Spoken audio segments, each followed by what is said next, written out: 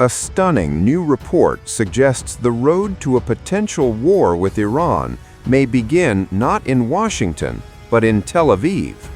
According to Politico, senior advisors to Donald Trump would prefer that Israel strike Iran before the United States launches any direct military action of its own.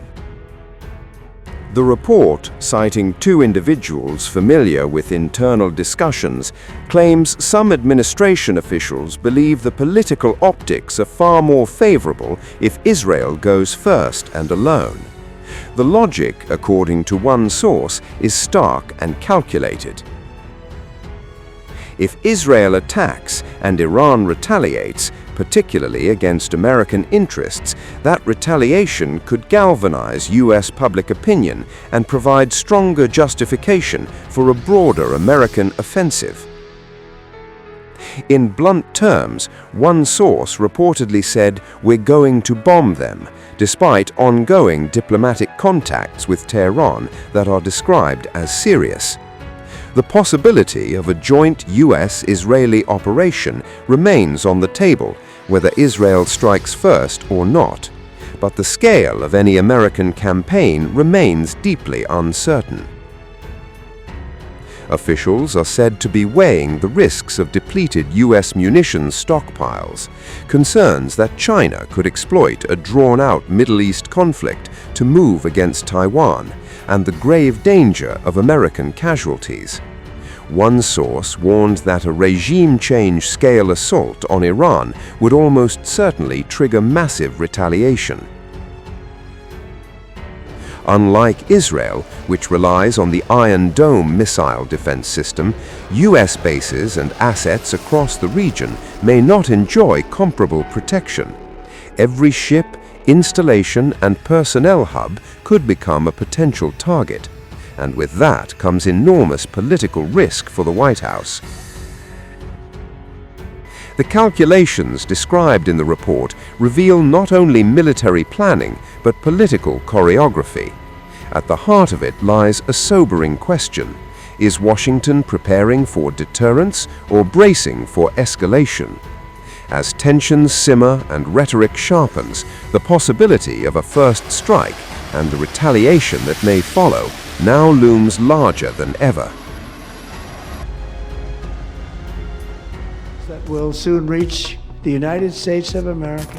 After Midnight Hammer, they were warned to make no future attempts to rebuild their weapons program, and in particular, nuclear weapons. Yet they continue, starting it all over. We wiped it out and they want to start all over again, and are at this moment again pursuing their sinister ambitions. We are in negotiations with them. They want to make a deal, but we haven't heard those secret words: we will never have a nuclear weapon.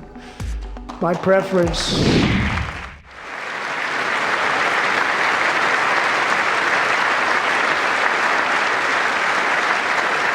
and we're working very hard to end the ninth war, the killing and slaughter between Russia and Ukraine, where 25,000 soldiers are dying each and every month. Think of that, 25,000 soldiers are dying a month. A war which would have never happened if I were president, would have never happened. As president, I will make peace wherever I can, but I will never hesitate to confront threats to America wherever we must. That's why in a breakthrough operation last June, the United States military obliterated Iran's nuclear weapons program with an attack on Iranian soil known as Operation Midnight Hammer.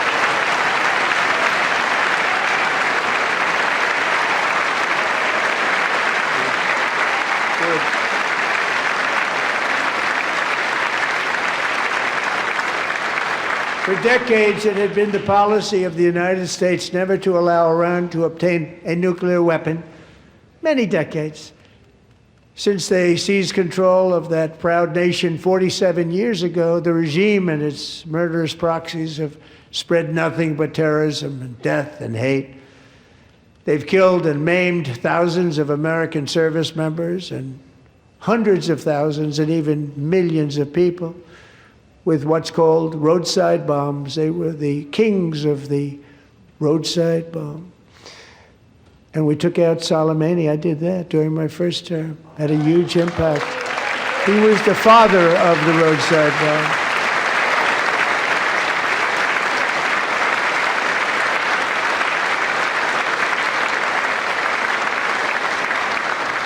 And just over the last couple of months with the protests, they've killed at least, it looks like 32,000 protests, 32,000 protesters in their own country.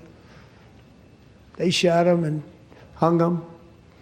We stopped them from hanging a lot of them with the threat of serious violence. But this is some terrible people.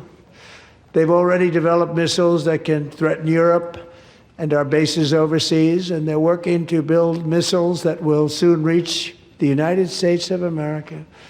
After Midnight Hammer, they were warned to make no future attempts to rebuild their weapons program, and in particular, nuclear weapons. Yet they continue. They're starting it all over. We wiped it out, and they want to start all over again, and are at this moment again pursuing their sinister ambitions. We are in negotiations with them. They want to make a deal, but we haven't heard those secret words. We will never have a nuclear weapon.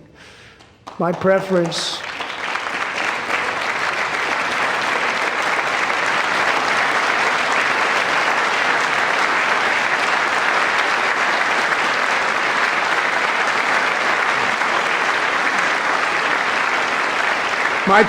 is to solve this problem through diplomacy.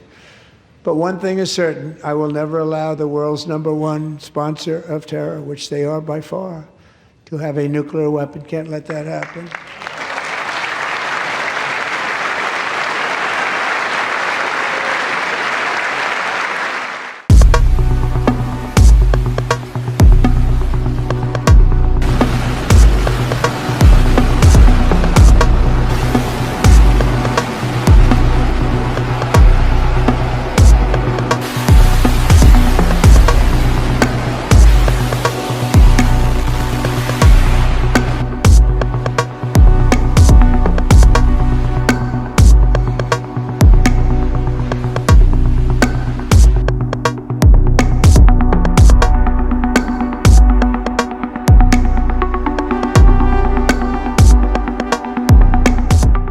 12 F-22 Raptor fighter jets have reportedly departed RAF Lakenheath in the United Kingdom, heading toward the operational zone of United States Central Command, better known as CENTCOM.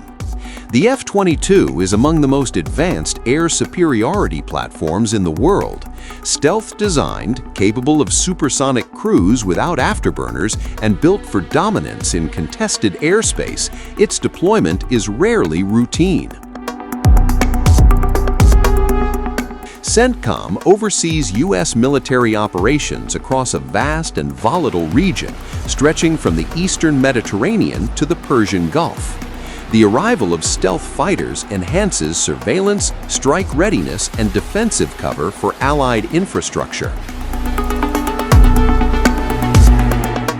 As the jets reposition, a firm statement comes from Abdullah II of Jordan. "We will not allow violations of our airspace," the monarch declared. Jordan sits at a strategic crossroads, bordering Israel, Syria, Iraq, and Saudi Arabia. Its airspace has, in past regional escalations, become a sensitive corridor for both defensive and offensive operations. The development comes amid U.S. naval deployments near Iran's coastline, part of broader military positioning amid possible strike scenarios. Iran's top military leadership is sending a strong message. Army Commander-in-Chief Major General Abdul Rahim Musavi Hatami declared, "We will defend Iran with all our strength and determination."